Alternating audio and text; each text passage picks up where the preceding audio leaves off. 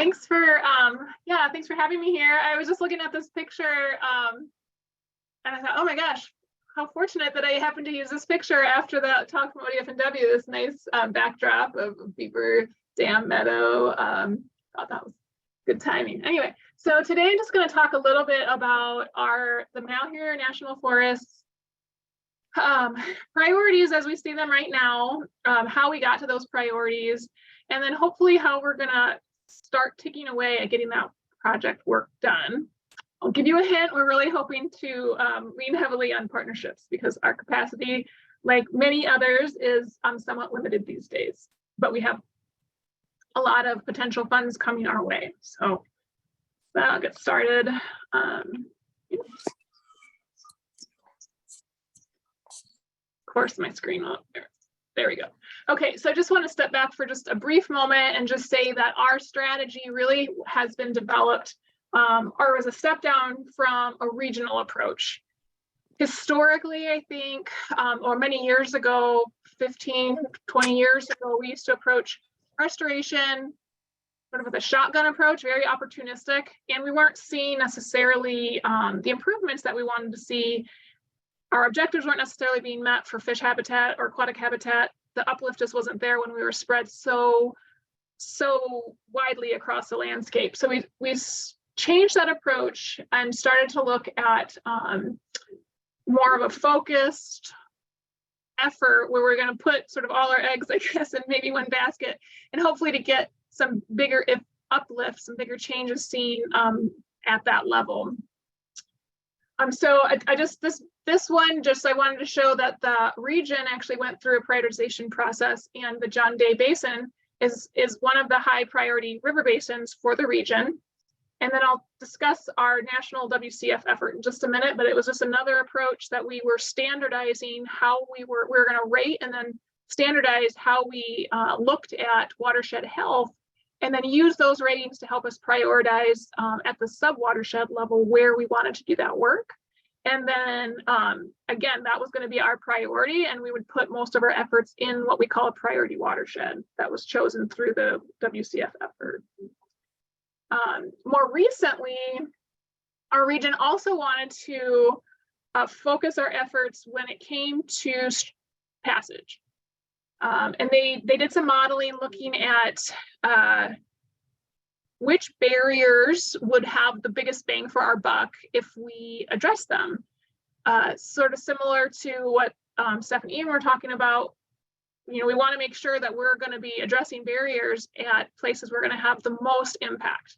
And so they ran a model, and the model really didn't differentiate between listed ESA type fish or other native fish. It just looked at the number of fish present, native fish present in a stream, and how many miles of passage that would open up if they addressed it. And they found that basically 80% of the habitat could be restored for around like $100 to $150 million. And beyond that, you're starting to get into really expensive projects with less benefit. So that with that in mind, they came up with their top 300 regional priority AOPs, and that's a pretty big number. They started off with like top 100, and they just wanted to expand it because I'm sure everybody faces the same problem. Models are only as good as the information that you can put into it, and not all of our information is as accurate as we'd like it to be in terms of barriers. Maybe it's not as many miles opened as it shows up in that model, or et cetera. So they wanted to kind of broaden that number and give us a lot more to play with, and then we could from there move to where we thought those priorities might be in our own forest. So our forest aquatic strategy, like I said, it tiers to that region-wide approach, and we use the watershed condition framework. And even way back into 2005, they started prioritizing at the sub-watershed level. This was before the watershed condition framework. But they went through with our partners, ODFW, watershed councils, fisheries biologists, local biologists, and basically went through every single watershed and gave them ratings based on a variety of factors, and that came out with a numerical rating that we could then help rank priorities by basin. So even though I said John Day is the priority basin, we have much more of the forest outside of that priority basin, and we wanted to help refine where we were working as well in those places. So here's just a, you can see the steps that we went through, and this just showed at the end of the day, our highest priority fifth field hucks, were those three at the top, the Upper Middle Fork, Camp Creek, and then Big Creek. And that helped us, then we stepped down from the focus basin, we went to a focus watershed. This is a fifth field huck, and these are the two main ones on our forest would be, that's the Middle Fork and the Upper John Day are the high priority focus watersheds for the Malheur. And then I'll go through this really quick. I won't bore you guys too much with the details, but essentially it's a multi-step process where we first classify the watershed condition. What does each one of these sub-watersheds look like? And then we can compare them to each other and pick one that we prioritize. And then step C, we develop a watershed restoration action plan. And that action plan is essentially everything that needs to happen in that watershed to move it to an improved condition class. So that's going to be everything from,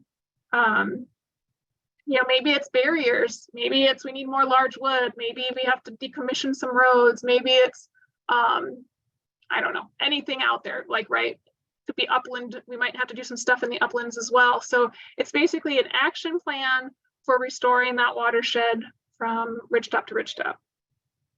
And then we basically do the projects, we monitor and verify we had the results that we wanted, and then we're done. And we move on to the next priority watershed. And we do this every 5 years. We try to keep this step A fresh. So we are refreshing that data every 5 years. Oops. Go back. So right now, currently, we just redid it in 2021. 86% of our sub-watersheds on the forest are functioning at risk. Only 14 are properly functioning. And luckily, we don't have any in the completely impaired function. This one, I just wanted to show basically that we have a high need for restoration. If that last slide didn't show it, this one certainly does. Our PIBO, I don't know how many people are familiar with that, but it's a habitat monitoring program that is implemented throughout the forest. And you can just see, this red line here is our reference for this region. And the Malheur across all sites is down here, and we're actually in somewhat of a downward trend. Again, this is where we want to be, where this line is, and we're over here sort of to the left and not in the best of conditions. So we have a lot of work that can be done on our forests to improve our habitat, which is no surprise probably to anybody. So our restoration priorities right now, like I said, we went through that first prioritization process back in 2010 and came up with Upper Camp Creek, Lower Camp Creek, and Lick Creek sub-watersheds, and that's all in the Middle Fork John Day. And that one, it was in our focus basin, it was in our focus watershed. We have a special, designated part of our forest we call CFLN, which is an accelerated restoration program that we have a lot of money just that we can pull from to do restoration with. So it was in that CFLN boundary. It met some of the OWEB and FIP Atlas prioritizations. We've been doing a lot of, because of the CFLN boundary project that we have, there's a lot of accelerated restoration in the uplands for increasing forest resiliency and health. So those were within those boundaries. And so really that helps us to just, all those together is where we ended up helping us to choose the priority work where we want to focus. Okay, and then like you said, the action plan we've developed, again, there's 3 6-field hucks in there, and everything that we needed to do or wanted to do to move that into improved condition classes. We have one completed for all 3 of those, and then we have one that's pretty much done for another subwatershed as well. So then again, like I said, step D, we implement. Here's some projects that we've implemented in the past, some fish passage, some habitat restoration. We used to have a lot of log weirs out on Camp Creek, and now those have been removed, and lots of large wood placed throughout. BDAs, plethora of projects that have been done out there. Just a quick look at that priority area. We've got about 46% of the planned projects completed. A lot of them were dealing with passage barriers. Floodplain connectivity was the next biggest project type, as well as large wood placement was another big project type. And really what we have left out there is mostly primarily dealing with road work. Not necessarily culverts, but storm proofing, hydrologically disconnecting, closing roads, decommissioning roads. So a lot of road work left. And we're sort of in a holding pattern right now for that work because we're also, like I said, that's part of a accelerated restoration large veg project. And so those roads we don't really want to pull a culvert that they're going to need to use that road for haul. So we're just sort of sequencing until that gets done. We're sort of in a holding pattern to finish these watersheds. And ideally, I just want to note that ideally we'd be finishing a watershed. The direction is in about every 5 years. So we're pretty far behind on this one since we started in 2010, 2011. So I guess about a year ago, since we knew we were in a holding pattern, I guess it's several years now, we started, okay, well, let's look, where do we want to go next? Can't really get Camp Creek done for a couple years till that veg project is done. So where do we want to go next? And so Camp Creek to me kind of represents this high hanging fruit. It was a lot of resource benefit, but a big time commitment. And again, we're like one of the only forests in our region that hasn't completed a watershed yet for this WCS process. So we really wanted to look at what's low hanging fruit. Where can we go and still have a big benefit, but also maybe we wouldn't be tied up in the same ways that we were with Camp Creek. And when we went through sort of these various layers, we came up with a big mosquito watershed. I'm sorry, there's two watersheds. It's Bear Creek and Big Creek sub-watersheds, and it's all part of what was one of our accelerated restoration projects that has been done for a while. So that's also in the Middle Fork.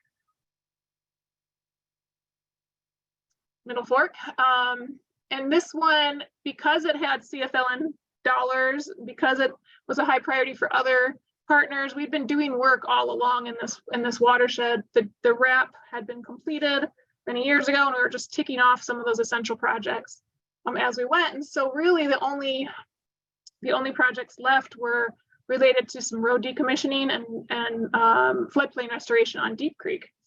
And we finished that last summer. We were able to partner with several partners, ODF&W, North Fork, John Day Watershed Council, to get that done. And now that watershed is essentially done. We just have some paperwork that we need to complete to get credit for it. Right north of that, so the next place we want to go to is the Big Creek subwatershed. All the same reasons, high priority, a lot of work has been done to go there. And I think historically what was left, like the projects that were left were very, very expensive. And so now we have some funding opportunities where these don't seem so unrealistic to spend $2.5 million on a bridge or relocate almost $750,000 to relocate a road that is just a problem road. It's contributing to a lot of degradation. It's a difficult road to maintain. It's washed out several times. So anyway, so we're looking at focusing our efforts there as well, and then to hopefully be able to finish up that watershed in the near future as well. Yeah, 50% of those essential projects have already been completed. And this map, I just wanted to state that even though we do have these priority watersheds we're really focusing our efforts in, we do continue to work in other areas that are not necessarily within the highest priority sub-watershed. Our goal is for each district to have at least one priority watershed to help focus their work. However, as opportunities arise in the larger circles that I was showing earlier, we often want to capitalize on those opportunities. So for example, projects that might be in our accelerated restoration areas, projects in our focus watersheds, if they fit within a regional priority, for example, the top barriers. In many places, most districts already have a draft RAP developed. And so on the left side here are watersheds. You can see our priority base, a priority focus watershed, and then several sub-watersheds that the districts have developed draft RAPs or developed a list of essential projects that are needed for those areas. So these are really where we focus. We're focusing our efforts in these areas looking forward. And again, on this right side is our accelerated restoration schedule, big NEPA schedule. And so we're looking at those areas as well.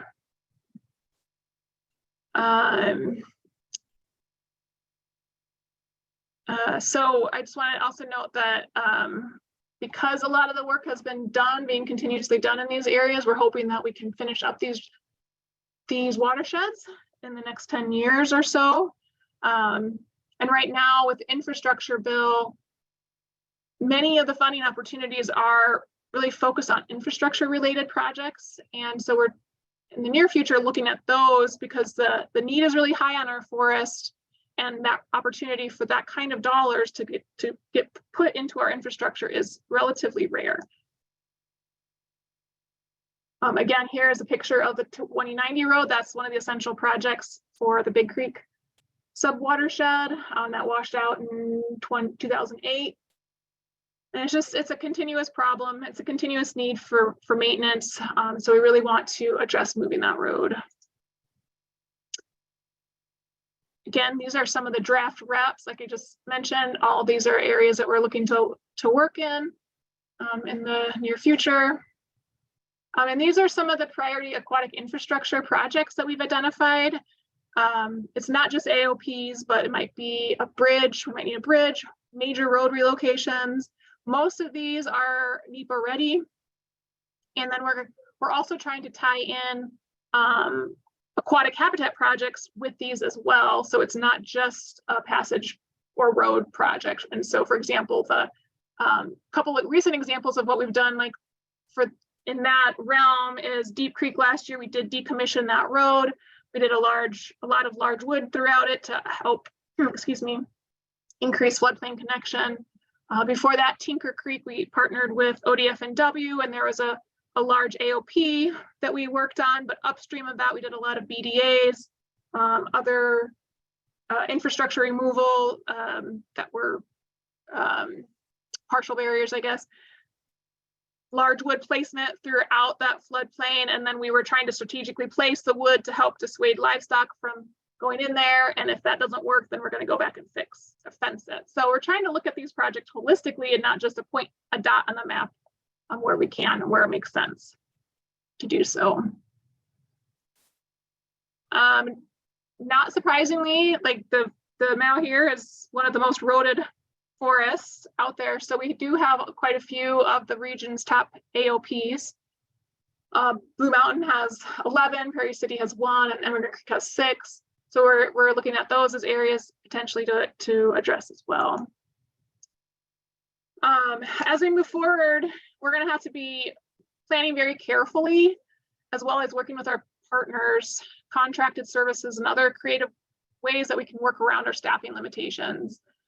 Right now, what's interesting is that funding is not necessarily our limitation as it has been in the past.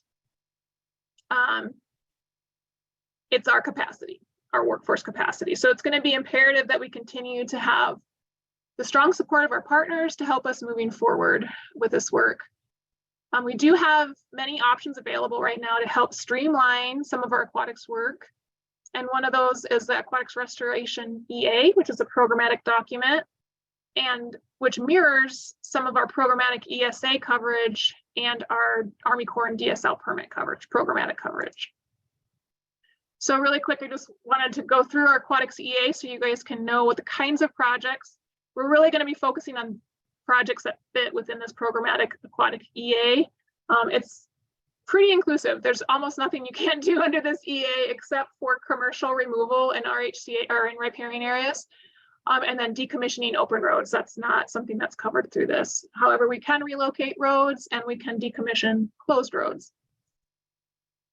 So just to run through them really quick, we have fish passage restoration, and that covers anything from your typical AOPs to irrigation diversion and head cut stabilization. Large wood and boulder placement. We can remove legacy structures. Channel relocation, this one actually includes stage 0 restoration as well. It does take a few more steps to get that project type through the permitting process, but it can include that project type. Off-channel habitat restoration, stream bank restoration, livestock fencing, and other structure removals. We can also work on road and trail erosion, veg treatments, planting, and the last one, beaver habitat restoration.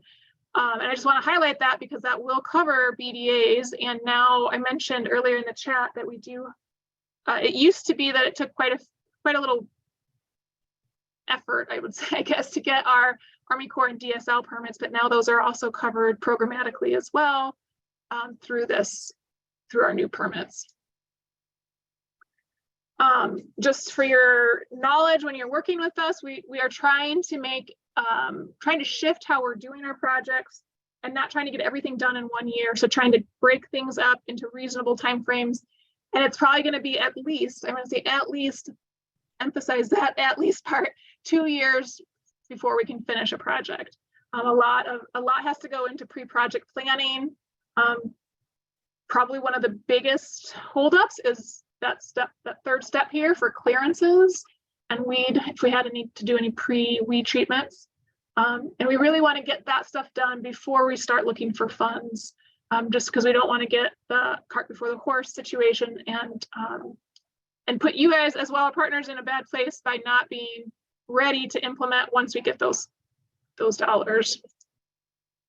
I won't delve too much into this. I just want to say that in the past we used to, with our accelerated restoration, we would sort of have that everything but the kitchen sink sort of approach, where we would be doing everything from the uplands to the creek bottoms in one NEPA document. And it was good and bad to have that approach, but now we're trying to refine our NEPA documents for several reasons. One, they're pretty big and cumbersome. And with our workforce capacity limitations, we're trying to streamline them as much as we can. And then two, it's not always advantageous to tie in important work to the large documents, because when they get tied up into objection processes or just slower NEPA processes, we can't move forward with them. So they'll just languish waiting for that decision to occur. So now we're really just trying to pull out any type of project that makes sense and do it under that programmatic NEPA that I just described where we can. And one example of this would be in the South Fork area. One of our upcoming projects is, we call it BARC, the BARC planning area. And we're trying to keep that NEPA document as focused as possible and cover any other aquatics projects under the EA at the most appropriate time. And because we're capacity limited, we're lucky to have partners that are willing to help with us get some of these projects across the finish line. So the South Fork John Day Watershed Council did a passage barrier out there. And since we have the aquatic EA, we're not going to include it in the NEPA document. We're just going to try to move forward as we can and look at where the highest priority barriers are. And then working with ODF and W, try to maximize any benefits for those barriers by improving habitat as well. We're planning on doing that with the BARC project, but we want to make sure we're sequencing it with these barriers, making sure that we're choosing the right places that's going to maximize benefit for juveniles, and then upstream doing what we need to do to have that holistic approach similar to what we did in Tinker Creek.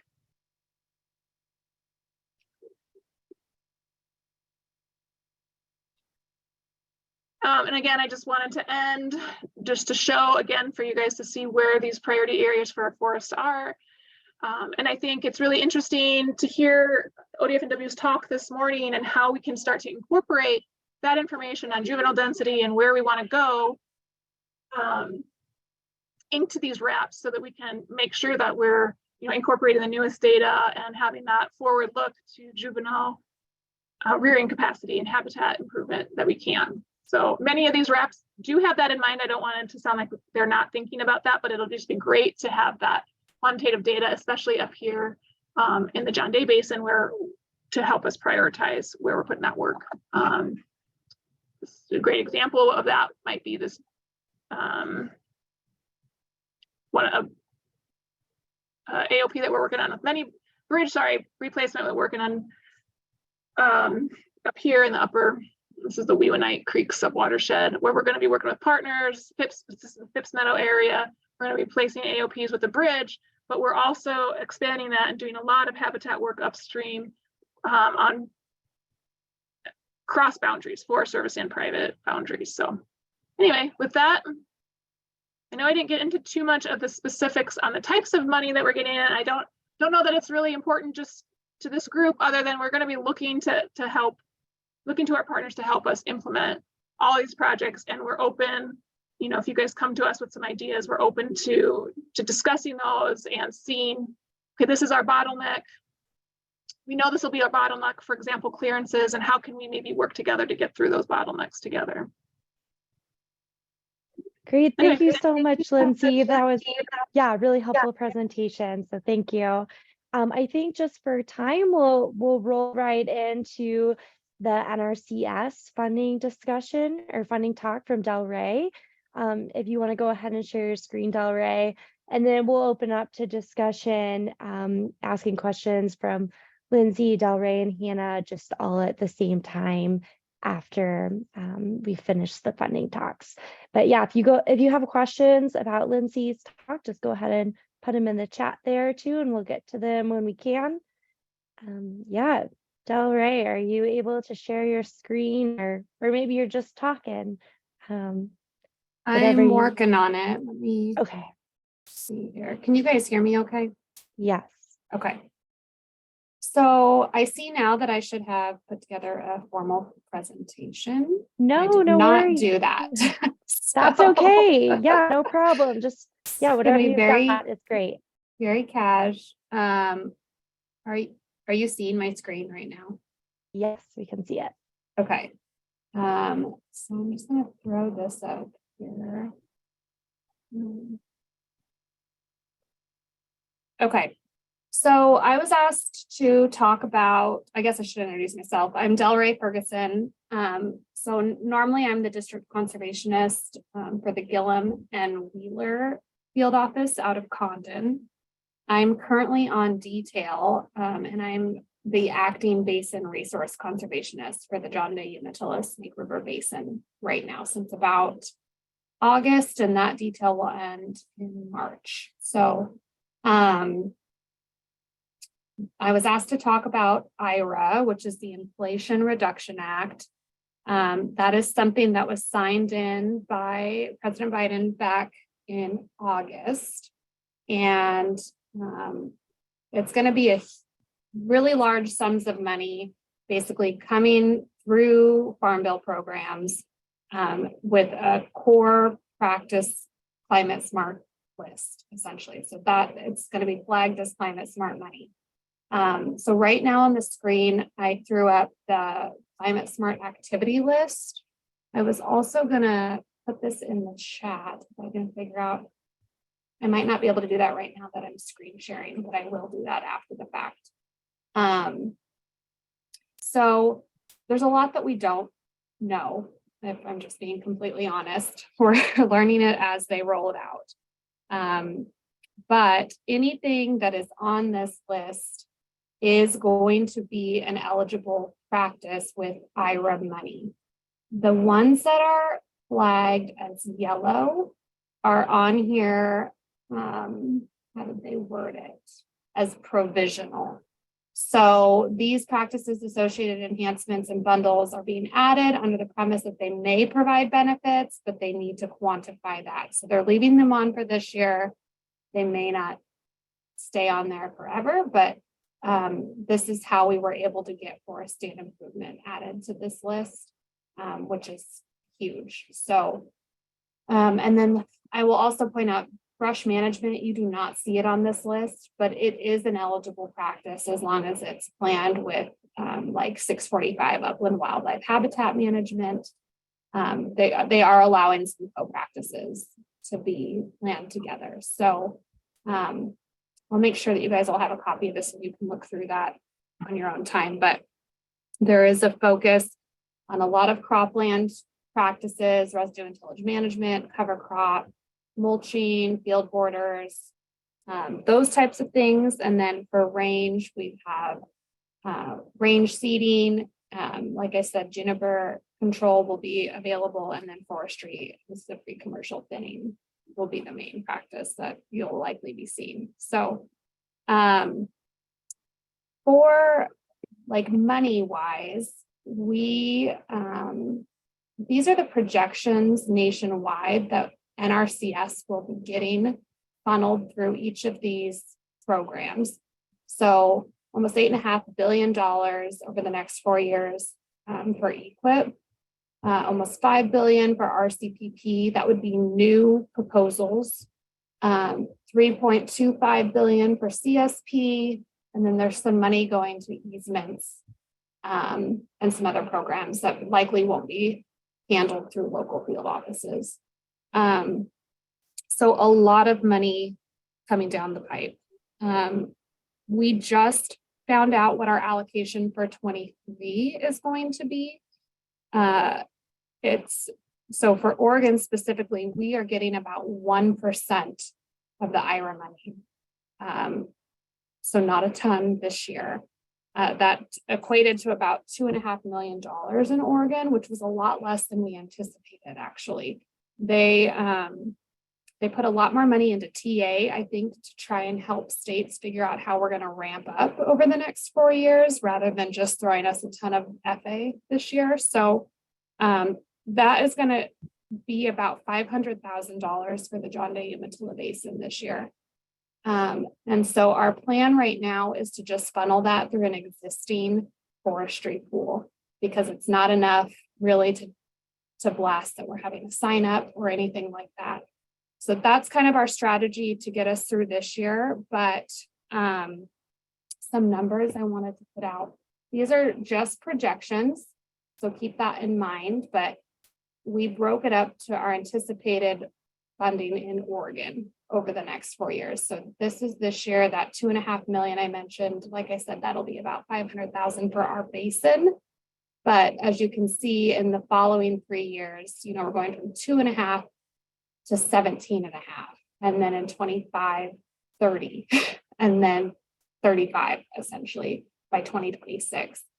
And what's interesting is they did a quick run on like how many contracts that would be, so in FY26, that could equate to, 1,300 individual EQIP contracts just with the IRA funding. And with our additional, this is our normal EQIP allocation, that's 1,700 contracts.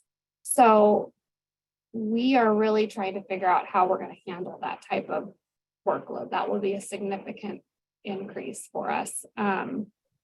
So lots and lots of money, lots that we still need to learn about it. But I know that there's talk about filling some positions across the state with NRCS to try and help the field handle some of this workload. Lots of opportunities. I wanted to plug that counties, especially in the John Day Basin right now, are currently holding or may have already held their local work group meeting.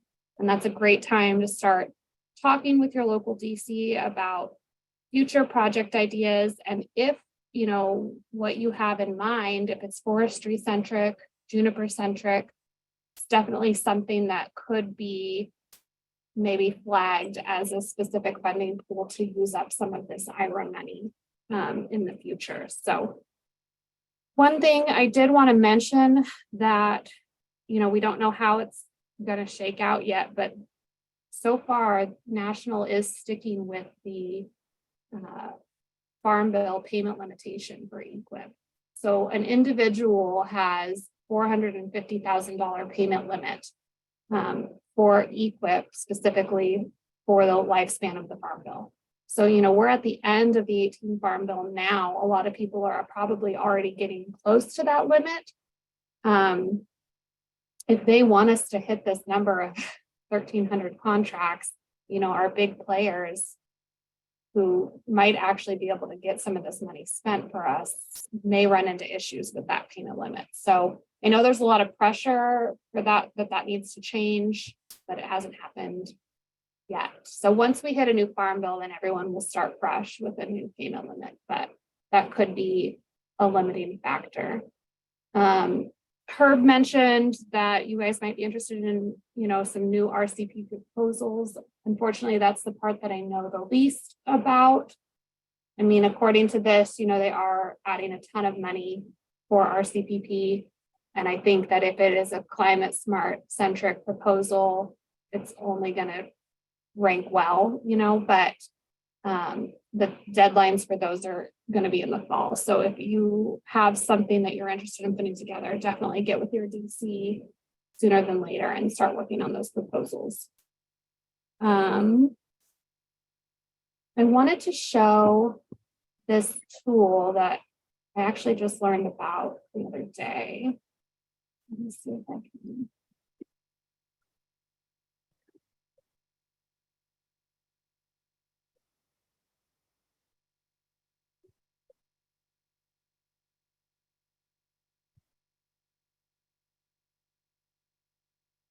I don't know how to make this smaller, but this is a new tool that National just released, and I can definitely put a link for this in the chat as well.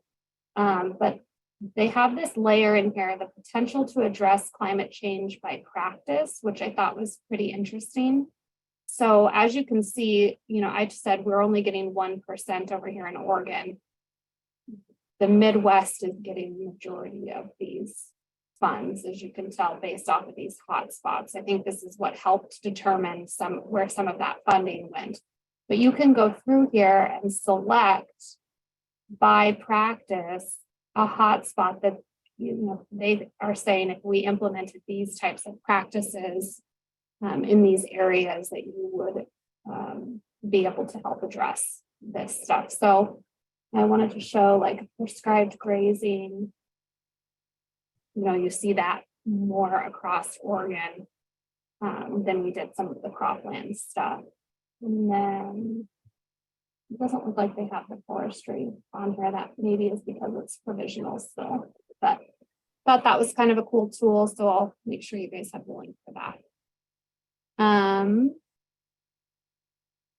Yeah, that's really all I had. I don't know if anybody has any questions.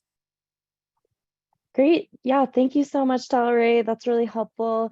I got the first link in the chat there, and then yeah, it looks like you just put the link to this map. Oh, there it goes. Great. Thank you. So we're gonna just go straight into Hannah's talk, just covering some other funding sources, and then open it up to questions from all of you. So Hannah, if you want to go ahead and yeah, share your screen or just talk, that would be great. Yeah, so I was just going to do a quick update. Tori is going to put a little link in the chat box for everyone. I was talking with the steering committee about how, all of these funding opportunities are coming out, and it would be great to have more information. And it sounds like Coalition of Oregon Land Trust put together a pretty comprehensive document that goes through all of this Inflation Reduction Act funding, bill funding coming from the federal government. So that link is in the chat, and I think it kind of breaks it out really well, how many dollars are going to what kinds of practices. So feel free to give that a little look at if you're interested about those funding sources. And then I was also just going to mention, I'm sure most of you have already seen it, but the Oregon Conservation and Recreation Fund is coming out again. And so those proposals are due March 27th. And it's a $50,000 cap. But those are projects that will support and help implement the Oregon Conservation Strategy and connect people with the outdoors. So it might be good for that beaver restoration that we talked about in Bridge Creek. And yeah, I was just going to open it up to any partners that had heard about new funding sources that would like to share. If there are any partners, feel free to raise your hand and we can talk about it. And just a little tidbit, it reminded me from DelRae's talk. I just wanted to do a little shout out that the Grant County Local Working Group meeting is tomorrow at the ODF conference room from 1 until 4. So if you have landowners or any partners in Grant County that want to come to that and talk to NRCS about where they think priority areas should be in Grant County, feel free. And Erin is on too if anyone has questions about that. But I figured I would open it up to partners if they had any other funding opportunities. I know the chat has been going crazy with a lot of links. So thank you for that. But yeah, just wanted to open it up to people if anyone has anything.